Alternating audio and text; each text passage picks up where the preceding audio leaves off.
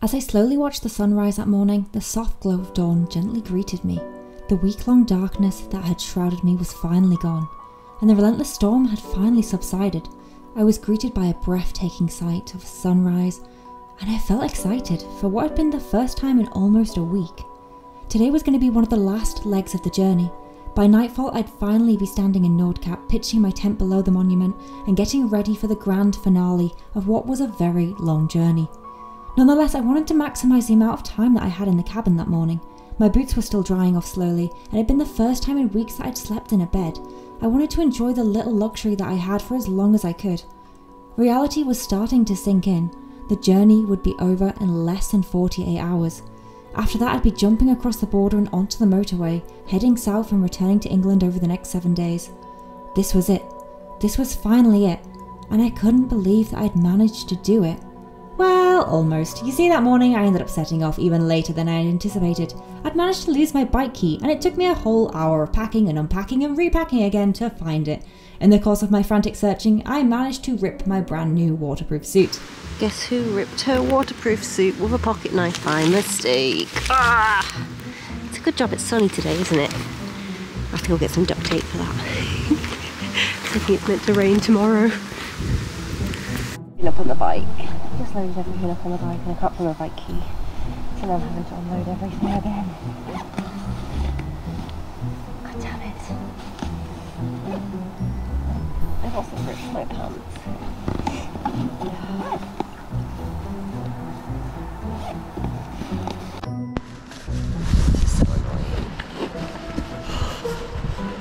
Into my bike.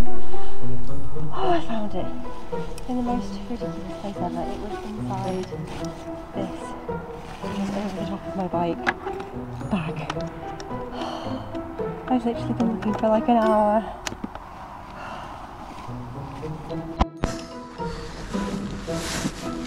That was so stressful.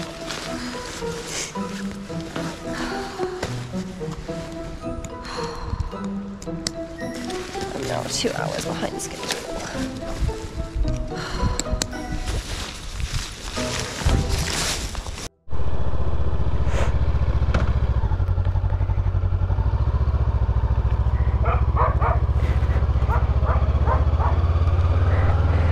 Okay, whew. We have good weather today and I'm all dry. However, my rain suit has ripped, so we are going to need to buy some duct tape at some point today and duct tape it all up. I don't know how it happened. I think it happened on my pen knife. Once acquiring the duct tape, I decided that the best decision was to simply apply as much tape as I could, effectively taping it to myself, and just hope that I didn't need the toilet in the next 5 hours.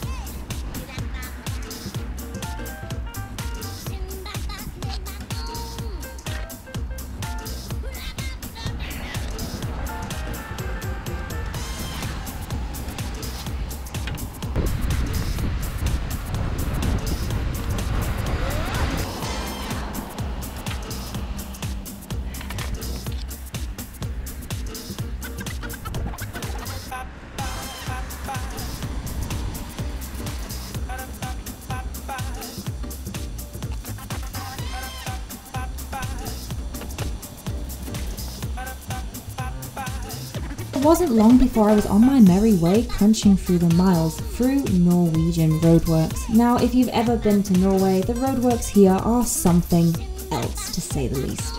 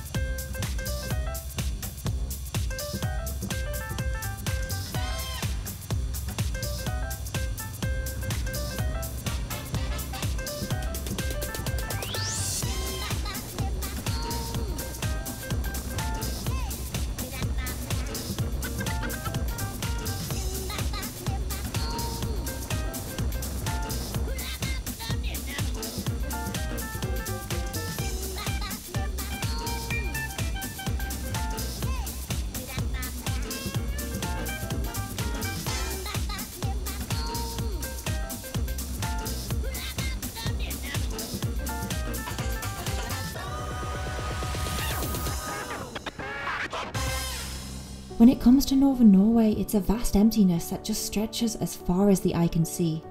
The further you go, the more the world seems to empty up into almost a plain white canvas. Gone are the lush forests and the bustling scenes of southern Norway.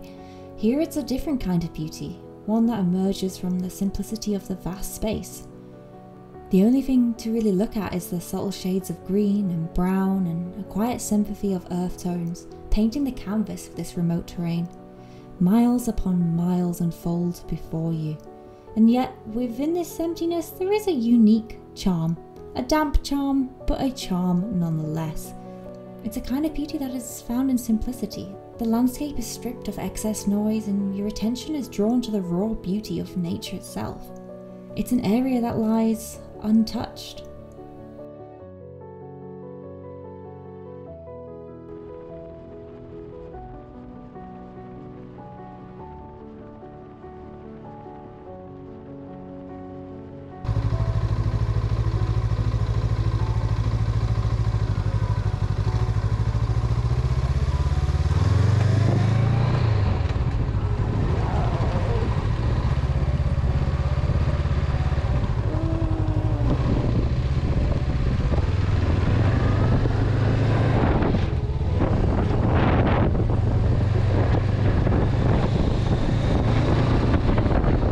And then there's the smell, the unmistaken dampness that hangs in the air. A whisper of tales of northern climates. It's almost as if the earth itself is exhaling, breathing into it a crisp Arctic breeze. Looking up at the skies themselves, they seem to mirror the landscape. Grey stretches overhead. It's moody and it's serene.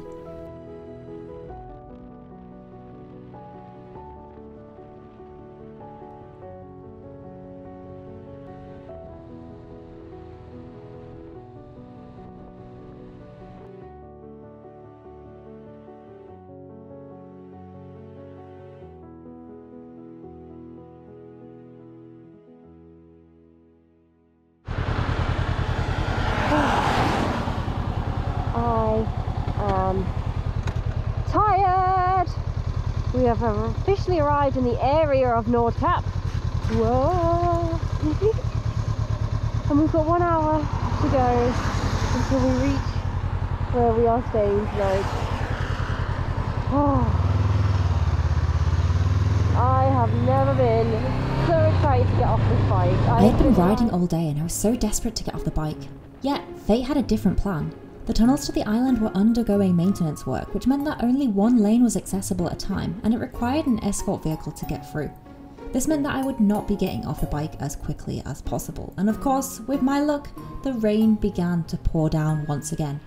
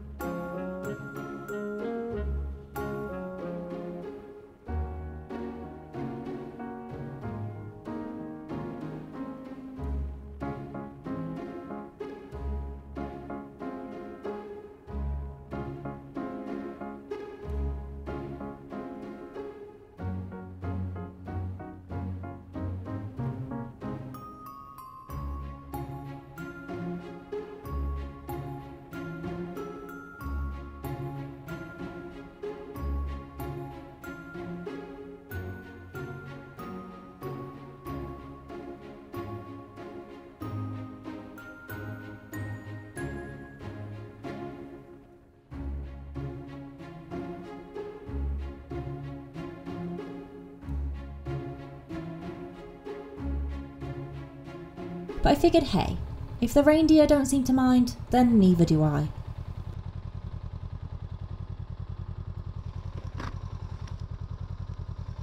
They're so cute.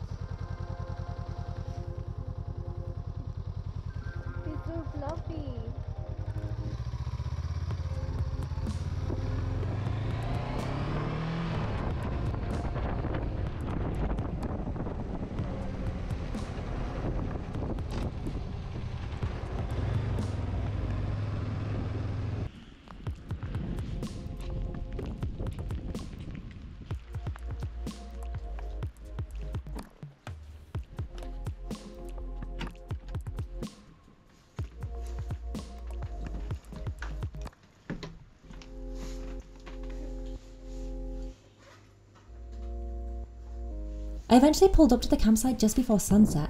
Unfortunately, there was no room to camp on site that day, and I found myself inside a hostel for the night.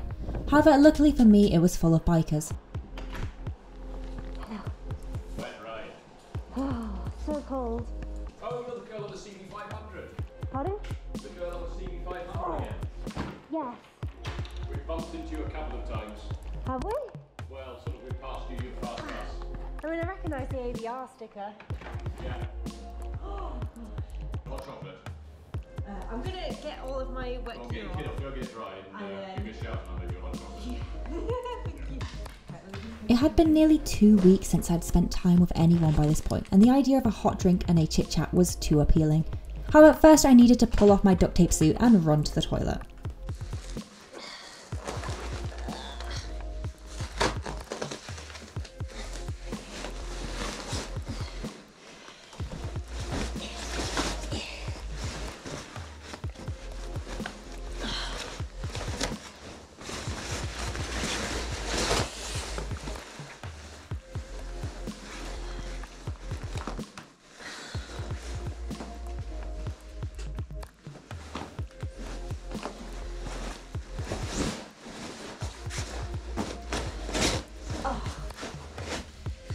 Just ripped my seat even more.